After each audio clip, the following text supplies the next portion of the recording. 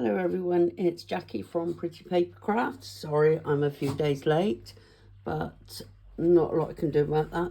Anyway, thank you for standing by and waiting for the next one. This is what we're going to be doing today. Now I know this style of card or booklet is already out there. It's normally used for people put little notebooks in and pencils and gifts really, and they put another little pocket here for you to slide things in. I just thought it would look really nice with the concertina effect inside there with the flowers. Now before I go, excuse me, before I continue anymore, I just wanted to ask you, the next video is actually a more of an obstruction, and it's going to take longer than the preferred, from my point of view, 10-15 minutes. So could you, when you like, could you put a comment there saying, would you prefer it to be in one 20-25 minute video rather than 3 10-minute videos? I was going to release them all on the same day, but just in separate videos. Your thoughts would be appreciated on that. Anyway, as I said, this is what we're going to be making. This is what it stands like from above, and it opens up. Now I have considered actually gluing this to the back. Certainly on these ones it's only got one-sided, because I think it looks a bit boring on the back, but you don't normally look at a card from that point of view, you normally look at it from that point of view, so it's not too much of a problem. So that is personal preference. Anyway, that's what I'm going to be giving you instructions for today. So you'll need the standard card, some acetate with your flowers or butterflies on it that you would normally use for this type of thing, some copy paper because it's just a bit more flexible than card, and another piece of card for this centerpiece. Obviously if you're going to use it, mirror card or patterned paper. So let's plow on ahead.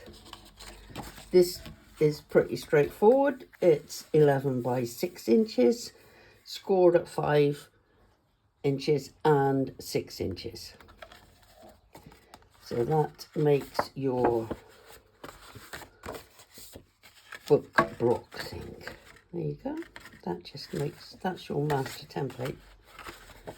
Now, I'll keep that there for a moment. Then you need a piece like this. Now this is a little bit more complicated, but I'm going to try and make it easy for you. This is going to be 10.5 by 3 3/4. It is going to be scored at, I don't know if you want to screenshot that, it's going to be scored at 1/2 inch, this coming down here on the long side, then 1 3/8, then 5.5, then 6 3/8. Turn it clockwise, then you're going to score it at, oh, I haven't done it. Oh, yes, I have. 1/2 inch, that's this one here, and 1 3/8, that's that one there. Now, when you've got this done, obviously you're going to cut up these, because these are going to be your corner end pieces that tuck in. So you cut there and you cut there, that one and that one.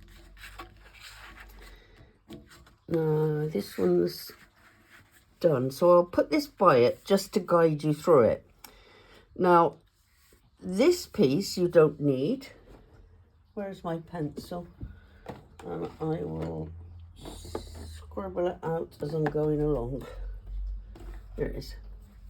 So this piece you don't need, and this piece you don't need. So you're going to cut it along on that line. Then you're going to come, this one's down and down. You don't need this piece.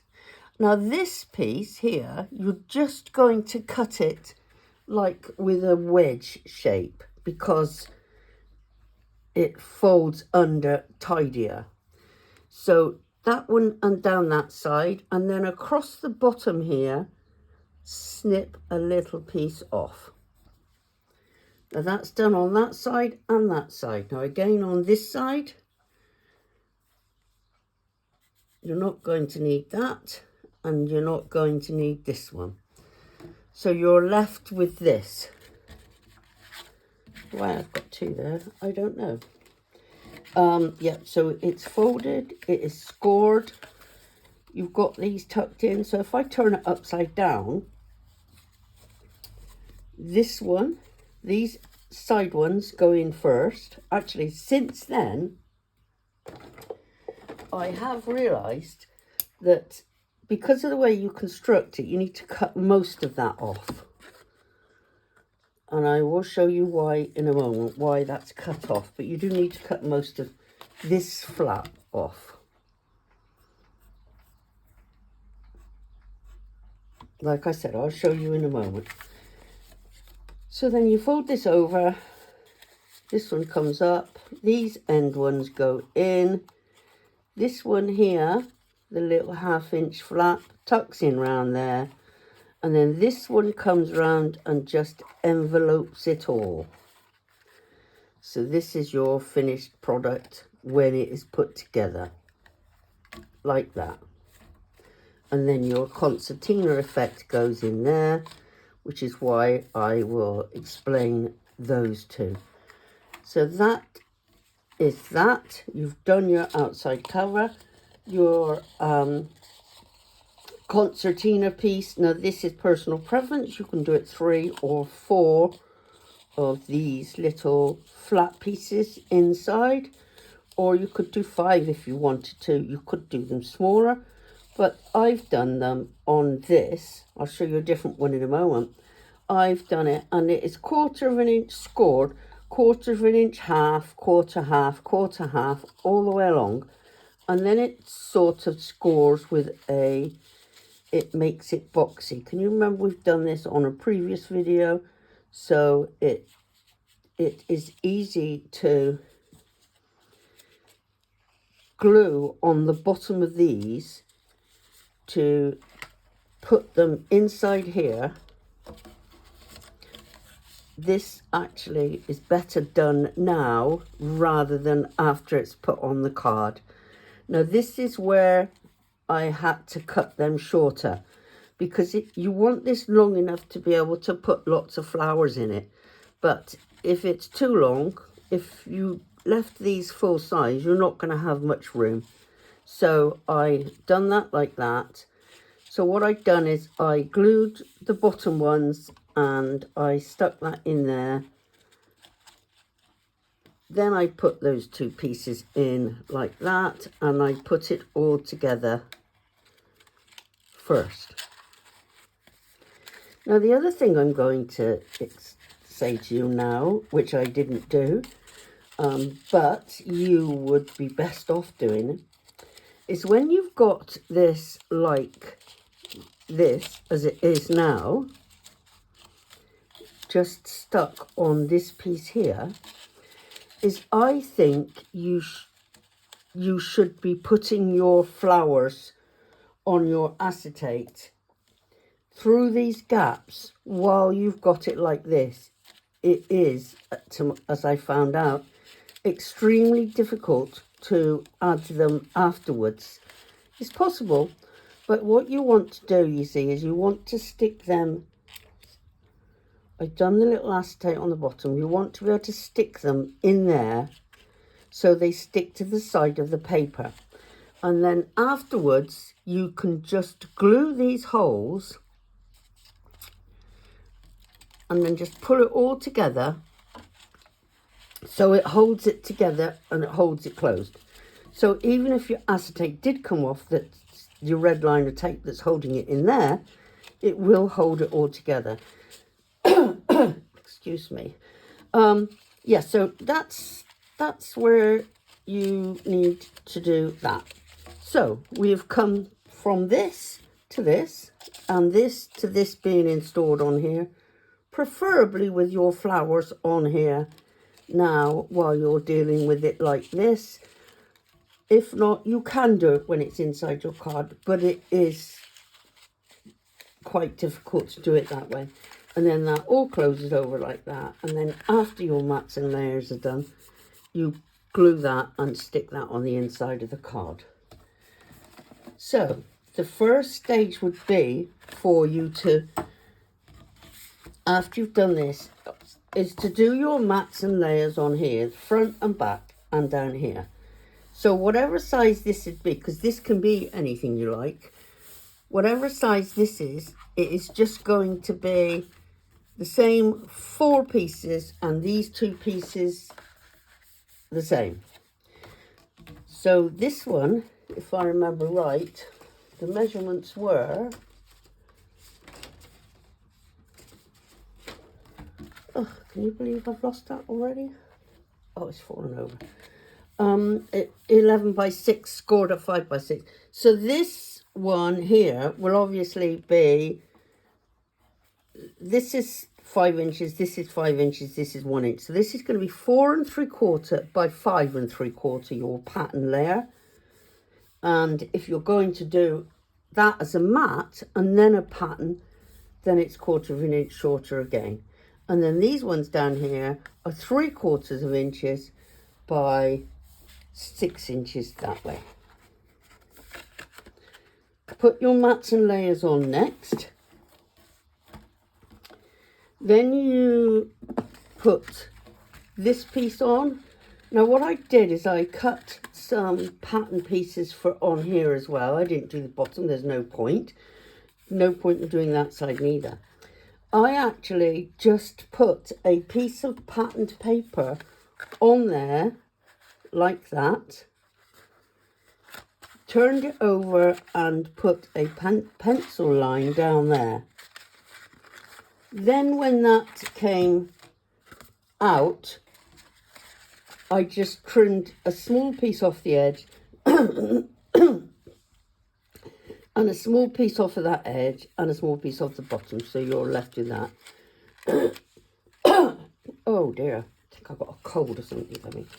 Then the same on this one, you just do that a fraction smaller than what that is, and that's matte and layered, and then that is glued on the inside there, preferably, like I said, with all these pieces already stuck in there, because it is very difficult to get to the different layers, if you can see in there, to get to those different layers inside. And as I said, again, because they're single-sided, if I was to do this again, I would actually glue this piece on the back, so it was only on the front. There's no need to have it flapping like that. It sits just as nice with that stuck on the back as it does with it flapping. But if you've got a double-sided one, like one you'll see in a moment, then that makes sense. And they can write on either here or this side. It really doesn't matter which side you want to keep for the writing area. So that's just about it. Let me see. Yes, so you've done that. I don't know if you want to screenshot this one again with your basic measurements, 11 by 6, and that's your screenshot. This is your all-important one.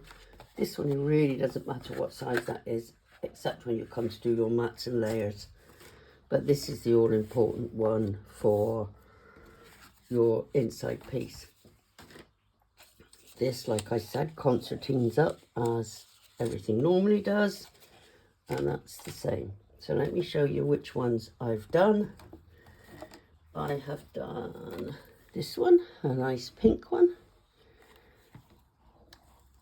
This one is specifically a birthday one. Plenty of places for them to write. Again, single-sided. I probably would glue that one on that side. There's no need for me to have it flapping open. I would just have it the one side open. So that's the pink one. Then we've got a lilac one. I don't think I've done right putting that happy birthday in the same background. It wasn't really dark enough. I probably should have made that a bit more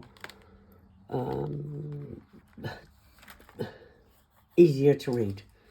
So these again are nice, single-sided, but they do have a bit of a pattern on the back, but I haven't put these little gems on the back.